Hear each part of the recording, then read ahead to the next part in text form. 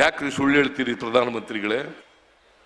ಈ ವರ್ಷ ನಿನ್ನೆ ಬಜೆಟ್ನಲ್ಲಿ ನಾನು ಮುಂದಿನ 5 ವರ್ಷಕ್ಕೆ 24-25ನೇ ಆರ್ಥಿಕ ವರ್ಷಕ್ಕೆ 52,000 ಕೋಟಿ ರೂಪಾಯಿಗಳನ್ನ ಈ ಗ್ಯಾರಂಟಿ ಯೋಜನೆಗಳಿಗೆ ಮೀಸಲಿಟ್ಟಿದ್ದೇನೆ. 52,000 ಕೋಟಿ 52,000 ಕೋಟಿ.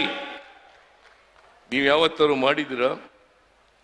ನರೇಂದ್ರ ಮೋದಿಜಿ, ಯಡಿಯೂರಪ್ಪ, ಬಸವರಾಜ ಬೊಮ್ಮಾಯಿ, ಅಶೋಕ ಮಾಡಿದ್ರೇನ್ರಿ?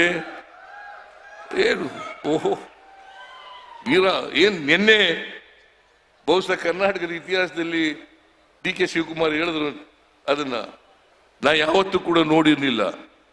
ಮೊದಲೇ ಪ್ಲಾನ್ ಮಾಡ್ಕೊಂಡು ಬಂದ್ಬಿಟ್ಟಿವ್ರೆ ಪ್ಲಕಾರ್ಡ್ಗಳೆಲ್ಲ ಹಿಡ್ಕೊಂಡು. ಯಾಕಂತಂದ್ರೆ ಬೈಕಾಟ್ ಮಾಡಬೇಕು, ಸಿದ್ದರಾಮಯ್ಯನವರು ಬಜೆಟ್ ಅನ್ನ ಬೈಕಾಟ್ ಮಾಡಬೇಕು. ಯಾಕಂತಂದ್ರೆ ಅವರಿಗೆ ಸತ್ಯ ತಡ್ಕೊಳಕ್ಕಾಗಲ್ಲ, ಮೈಯೆಲ್ಲ ಉರಿ ಬಂದ್ಬಿಡ್ತದೆ. ಸತ್ಯ ತಡ್ಕೊಳಕ್ಕಾಗಲ್ಲ, ಸತ್ಯ ಹೇಳ್ಬಿಡ್ತೀವಲ್ಲ, ಅದರಿಂದ ಮೈ ಉರಿ ಎತ್ಕೊಂಡು. ಯಾಕಂತಂದ್ರೆ ಕೇಂದ್ರ ಸರ್ಕಾರ ಈ ವರ್ಷ 23-24ಕ್ಕೆ ಕರ್ನಾಟಕದಿಂದ ಶೇಖರಣೆ ಆಗ್ತಕ್ಕಂಥ ತೆರಿಗೆ ಕೇಂದ್ರ ಸರ್ಕಾರಕ್ಕೆ ಹೋಗ್ತಕ್ಕಂಥದ್ದು 4,30,000 ಕೋಟಿ.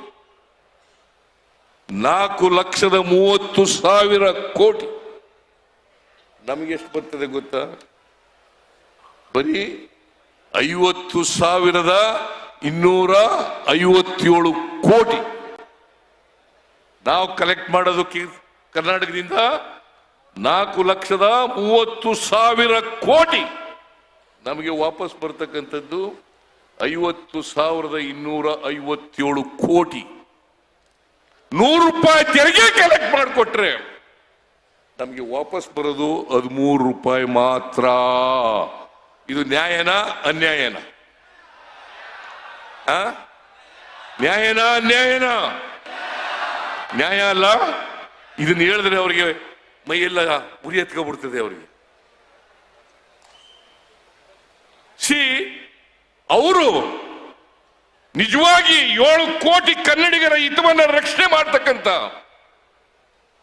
ಏನಾದ್ರೂ ಬದ್ಧತೆ ಇದ್ದಿದ್ರೆ ನಾವು ಚಳುವಳಿನಲ್ಲಿ ಭಾಗವಹಿಸಬೇಕಾಗಿತ್ತು.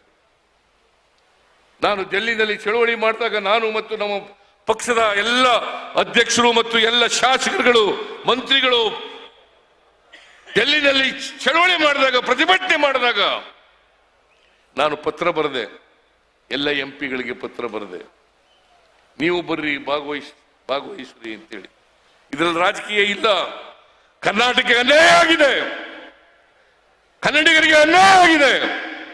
ನಾವು 4,30,000 ರೂಪಾಯಿ ಕೊಟ್ಟರೂ ಕೂಡ ನಮಗೆ ಬರ್ತಕ್ಕಂಥದ್ದು 50,257 ಕೋಟಿ. ಈ ಅನ್ಯಾಯ ಸರಿಪಡಿಸೋಣ ಬರ್ರಿ. ಇವತ್ತು ಒಕ್ಕೂಟ ವ್ಯವಸ್ಥೆಗೆ ಧಕ್ಕೆ ಆಗಿದೆ. ನಾವು ಒಕ್ಕೂಟ ವ್ಯವಸ್ಥೆಯನ್ನು ಒಪ್ಕೊಂಡಿದ್ದೀವಿ. ತೆರಿಗೆ ಅವ್ರಿಗೇನು ಬರಲ್ಲ, ಅವ್ರಿಗೇನು ಯಾವುದು ಜಾಗ ಇಲ್ಲ ತೆರಿಗೆ ವಸೂಲು ಮಾಡಲಿಕ್ಕೆ. ರಾಜ್ಯಗಳಿಂದ ವಸೂಲು ಆಗ್ತಕ್ಕಂಥ ತೆರಿಗೆಯಿಂದಲೇ ಕೇಂದ್ರ ಸರ್ಕಾರ ನಡೀಬೇಕು.